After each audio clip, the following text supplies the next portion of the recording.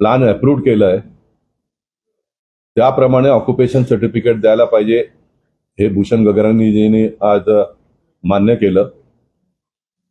त्याचबरोबर आताच्या GR मध्ये कमर्शियलमध्ये शाळा आणि हॉस्पिटलला एम्युनिटी स्कीममध्ये समावेश करण्यात आला होता.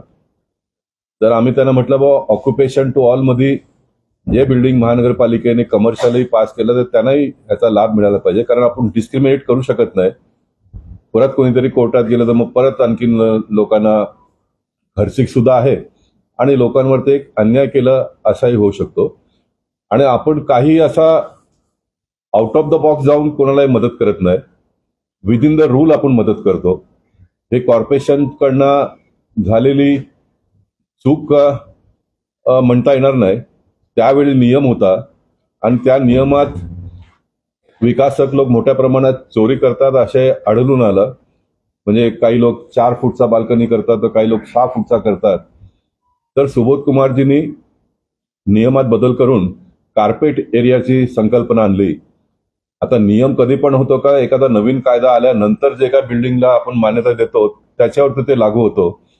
परंतु ह्या सर्व प्रकरणात ज्यांचे ऑक्युपेशन पेंडिंग होते ते सर्व ठप्प पडले आणि गेले अनेक वर्ष ऑक्युपेशन शिवाय लोकांनी त्रास लोकांना झालं. पाणीचा दर दुप्पट भरलं. ऑक्युपेशन सर्टिफिकेट नसल्यामुळे लोकांना बँकेतून लोन मिळत नव्हतं, किंवा एखाद्याला घर विकायचं असेल तर त्याला जो मार्केट रेट आहे तोही मिळत नव्हता ऑक्युपेशन सर्टिफिकेट नसल्यामुळे. तर एक फार मोठा मुंबई शहरातल्या लोकांचा पेंडिंग प्रॉब्लेम सॉल्व्ह करण्यामध्ये भारतीय जनता पक्षाला यश आलं. या कामात महाराष्ट्राचे मुख्यमंत्री देवेंद्र फडणवीसजींनी अनेक वेळा फोन केला गगरानीजींना. एकनाथ शिंदेजींनी प्रयत्न केला. महाराष्ट्र विधानसभेमध्ये आपण लोकांनी पाहिलं असेल, त्यांनी GR ला मान्यता देऊन त्यांनी खूप परिश्रम घेतलं. आशिष शेलार जे आपले पालकमंत्री आणि मंगल प्रभातजी या दोघांनीही आपापली भूमिका बजावली.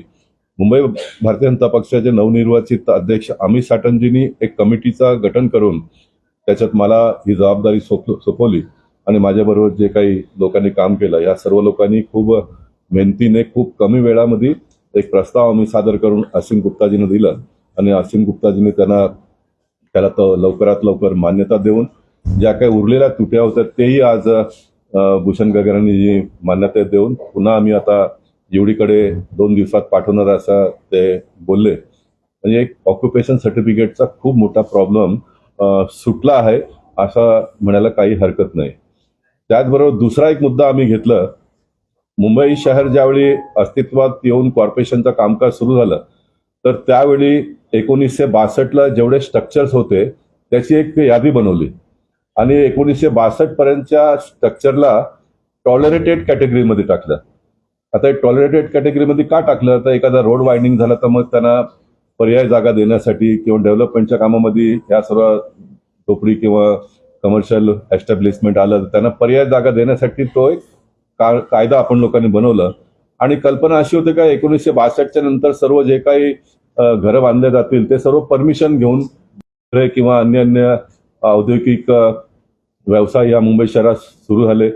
मोठ्या प्रमाणात लोक बाहेर अन्य राज्यातून यायला लागले आणि जिथे जमीन लोकांकडनं विकत घेऊन काही लोकांनी पैसे देऊन विकत घेऊन घरं बांधली, काही लोकांनी सरकारी जमिनीवरती बेकायदेशीर बनवलं. आपल्या सर्वांच्या माहितीसाठी काही ठिकाणी महापालिका आणि सरकारच्या लोकांनी अशा लोकांना बसवण्याचंही काम केलं. हे कसं, तर मुंबई शहरामध्ये सिवरेजचा मोठ्या प्रमाणात आपण लोकांनी कामकाज सुरू केलं. तर सिवरेजचं काम करण्यासाठी आंध्रा, तामिळनाडू इकडनं सर्व लेबर कॉन्ट्रॅक्टर लोक पकडून आणत होते. तर असे हे सर्व लेबर कुठे काय 2 रूम किंवा 3 रूम बेडरूमच्या घरामध्ये राहणार नाही, कारण आपल्याकडे घरच नव्हते उपलब्ध. आणि जिथे महानगरपालिकेची जागा होती तिथे झोपडी बांधून राहायला सांगितलं. 5-5, 10-10 वर्ष काम चालले आणि ते तिकडे स्थायी झाले. त्यांच्या मुलांना मग इथं ऍडमिशन, त्यांचा रोजगार, मग दुसरा प्रोजेक्ट झाला. म्हणजे हे सर्व कामगारच होते. तसेच MTNL आला, रेल्वे लाईनचे वाढायला लागले तर रेल्वे लाईनच्या ऑफिसरांनी रेल्वे लाईनच्या जागेवर बसवलं. असं करत करत झोपडपट्टी या मुंबई शहरात वाढलं गेलं. आणि एकूणच ज्या लोकांना या गोष्टीचा अभ्यास नाहीये त्या लोकांनी एक चित्र असं उभं केलं का बा काय कुठूनही लोक आल्याने मुंबई शहरामध्ये झोपड्या बांधले, असं एक चित्र निर्माण झालं. परंतु सरकारला ह्या सर्व गोष्टीचं ज्ञान होतं, त्यामुळे मग मार्ग काढण्यासाठी स्लम ऍक्ट आपण लोकांनी आणला 1976ला. स्लम ऍक्टच्या माध्यमातून लोकांना प्रोटेक्शन दिलं. 76ला स्लम ऍक्ट आला. नंतर आपण ते 80, 85, 90, 95, 2000 आणि आता शेवट 2011 पर्यंत केलं. हे 2011 पर्यंत आपण लोकांनी केलं, तरी गाईडलाईन 1962चाच आजही सुरू आहे.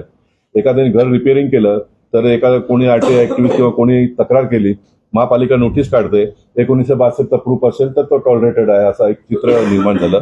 आणि बाकी त्यांना मग तोडण्याचा आदेश काढतात, मग ते कोर्टात जातात. तर हजारो केसेस कोर्टात प्रलंबित आहेत.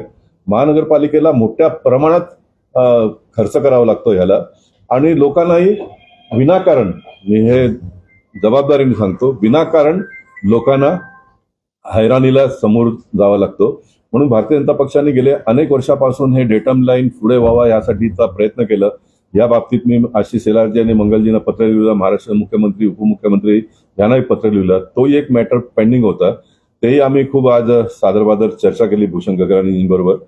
थोडा टेक्निकल मुद्दा आहे असं त्यांचं म्हणणं आहे, परंतु मला वाटत नाही याच्यामध्ये काही टेक्निकल मुद्दा असेल. तर टेक्निकल मुद्दा असला तरी आमचे गणेश कणकरजी ग्रुप लीडर आहेत, ॲडव्होकेट आशिष शेलारजी आहेत, हे सर्व लोक सक्षम आहेत. येणाऱ्या काळामध्ये ह्या विषयालाही न्याय मिळेल. आणि हे सर्व दोन्ही प्रस्ताव 2 दिवसात करून सरकारकडे पाठवायचा असा निर्णय आज कॉर्पोरेशनमध्ये झालेला आहे. आणि मला विश्वास आहे गणेश कणकर आणि त्यांची सर्व टीम हे 2 दिवसात सरकारकडे पाठवून ह्याला मान्यता प्राप्त करून घेतील आणि मुंबई शहरातला एक फार मोठा दिलासा येणाऱ्या काळामध्ये मिळेल. आपल्या माहितीसाठी डेटम लाईन 1962चा आज असला तरी 2000चा स्लमचा कायद्यामुळे लोकांना पर्याय जागा दिल्याशिवाय कोणाचा तोडायचा नाही अशा प्रकारचा एक पुन्हा कायदा आहे. आता आपल्याकडे पीएपी द्यायला नाहीये, भरपूर आहे. 74,000 कोटीचा आपला बजेट आहे. तर ह्या सर्व बजेटचा उपयोग घेऊन रोड वायनिंग फटाफट झालं, ट्रॅफिकचा इतका मोठा प्रॉब्लेम येणाऱ्या काळामध्ये आपण सॉल्व्ह करू शकतो. तर एक खूप मोठा काम या 2 आजच्या निर्णयातून होणार आहे.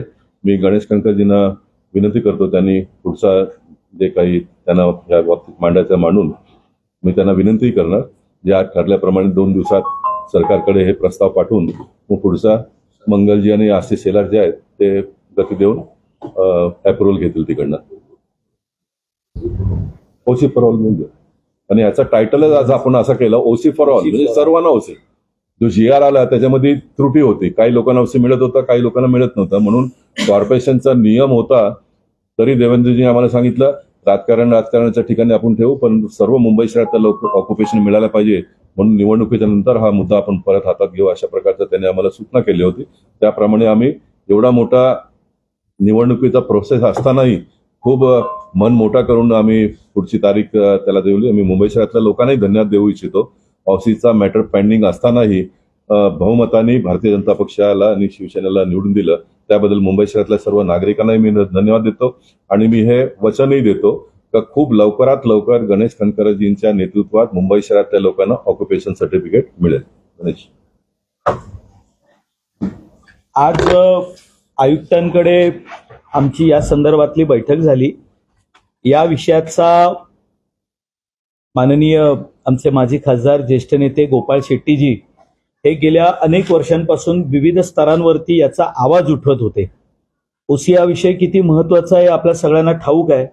आणि यामुळे विशेषतः मध्यमवर्गीय कुटुंबांना ज्या इमारतीमध्ये राहतायत, अनेक वेळेला काही त्रुटी राहून गेल्या, बिल्डर्सने काही भाग त्यावेळेला शिल्लक ठेवले असतील, काही बदल झाले असतील, पण ओसी नसल्यामुळे जे काही त्रास किंवा रिडेव्हलपमेंटला जात असताना जे काही विषय पेंडिंग राहत होते, त्यासाठी ते सातत्याने त्या बाबतीत आवाज उठवत होते.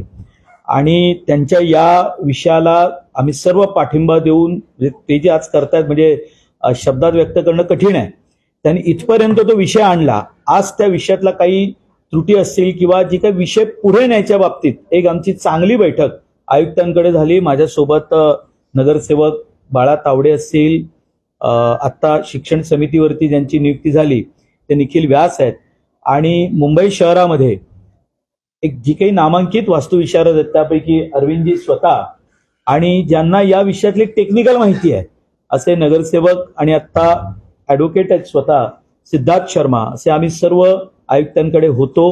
पुढच्या 2 दिवसामध्ये या संदर्भामध्ये यातला प्रस्ताव तयार करून ते असीम गुप्ता यांच्याशी चर्चा करून पुढे पाठवत आहेत, आणि आमची लगेचच बैठक होईल. जसं माननीय गोपाळ शेट्टीजी आमचे ज्येष्ठ नेते आहेत, त्यांनी सांगितलं ओसी फॉर ऑल हा जो काही आमचा विषय आणि एक मोहीम घेऊन ते चालतायत, त्या बाबतीत लवकरात लवकर निर्णय होईल या विषयापर्यंत आम्ही पोहोचलेलो आहोत.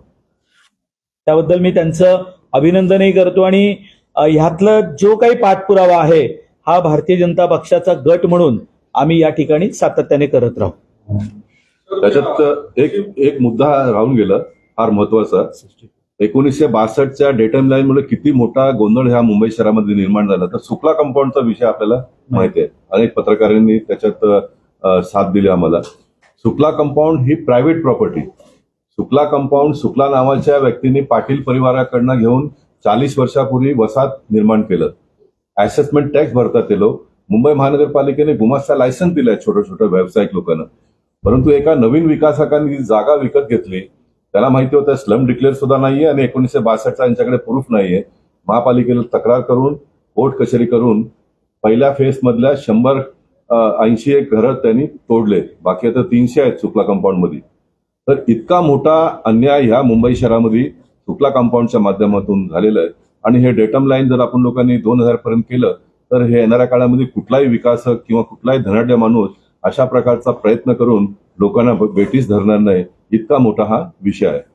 माझा एक प्रश्न आहे. आपण चांगला मुद्दा मांडला ओसीच्या बाबतीत. ओसी मध्ये असे 2 प्रकार आहेत, पाटली ओसी आणि बोलली ओसी. हो. पाटली ओसी जेव्हा आपण घेतो तेव्हा फॅमिलीची परमिशन म्हणा, लाईट म्हणा, काय मिळत नाही, लोक राहायला जातात. म्हणजे काय झालं तर जबाबदार कोण? त्याबद्दल तुम्ही काय पुढे काय बोलणार आहात का? पाटली ओसीचा कॉर्पोरेशन मध्ये एक व्यवस्थाच आहे. त्याचा कारण मी असं तुम्हाला सांगेन, कारण रिडेव्हलपमेंटच्या प्रॉपर्टी असो किंवा नवीन असो, आता कमर्शियल खाली ग्राउंड प्लस 1 मध्ये होतो किंवा रिडेव्हलपमेंटच्या बाबतीत जे जुने रेसिडेंट्स लोक आहेत त्यांना ताबडतोब ऑक्युपेशन घेऊन पर्याय जागा द्यायला पाहिजे म्हणून काही विकासक लोक प्रयत्नही करतात. आणि म्हणून पार्टली ऑक्युपेशन देण्याचा एक नियमच आहे आणि तो नियमाच्या आधारेच होत असतो. पण काही विकासकांनी मग पार्टली ऑक्युपेशन घेऊन पुढचा सोडून दिलाय हे तुमच्या लक्षात बरोबर आला तो विषय. हा, नक्कीच भारतीय जनता पक्षाला आता मुंबई शहरातल्या लोकांनी निवडून दिलेलं आहे. तर मुंबई शहरातला टॅक्स पेयर हा आमच्यासाठी प्राधान्य राहील. विकासक तो काम करतो, लोकांना घर बांधून देतो, पैसा घेतो, त्याचा प्रॉफिट करतो, त्यांनी त्याचं काम करावं. परंतु या मुंबई शहरातल्या लोकांना कोणाला बेटीस धरण्याची संधी आम्ही भविष्य काळात देणार नाही.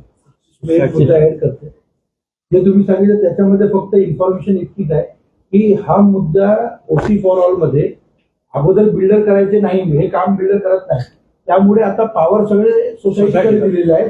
सोसायटीचे फायरचे सगळे जे नॉर्म्स असतील ते पूर्ण करून ओसी घेणार आहेत असं. आणि पार्ट ऑक्युपेशन मध्ये पण अगोदर फायर सँक्शन आलेले असते, ते राहिलेलं फक्त ऑक्युपेशनसाठी फायरचे जे नॉर्म्स असतात ते बिल्डर जरी पूर्ण नाही केला तरी तो सोसायटी पूर्ण करू शकते. या प्रावधान या पॉलिसीमध्ये केलेलं आहे. म्हणजे खूप सिम्प्लिफाय केलं आपण. म्हणजे याच्यावर एक माणसालाही जर ऑक्युपेशन घ्यायचं असेल बिल्डिंग मध्ये तर तो घेऊ शकतो. त्यांनी स्वतःची जागा मापायची, पैसे भरायचे कॉर्पोरेशनला, रसीद घ्यायचा, तो मोकळा झाला.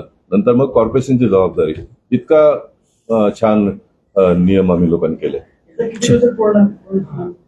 2 दिवसात इकडनं प्रस्ताव जाईल, 1-2 दिवसात ते लोक आणखीन घेतील. म्हणजे 8 दिवसामध्ये मार्गी लागेल असा आता तरी आम्ही विद्युत